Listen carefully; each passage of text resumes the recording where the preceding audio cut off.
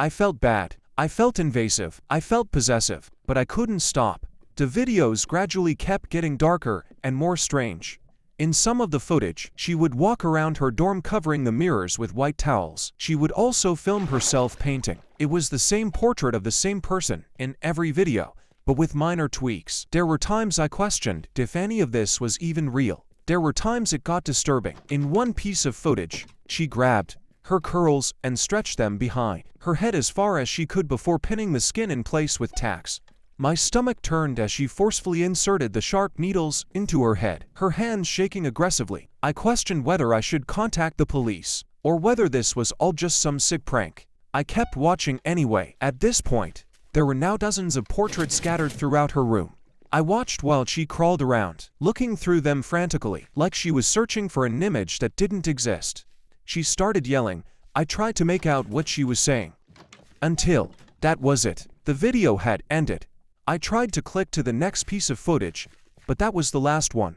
I pulled out the car and reinserted it, hoping it would give me more. Desperately, I went back to the first video. My chest tightened so hard, I forgot how to breathe. Over time, she changed.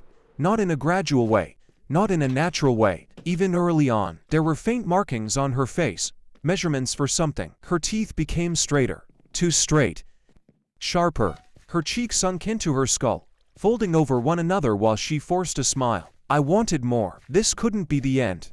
I began searching online profiles that matched her image. I would sit for hours looking through student directories, social media profiles, and missing persons cases. The blue light of my laptop began burning my eyes, but I kept going. I searched for names, numbers, dates, schools, everything. I found nothing. It started consuming me. I stopped eating.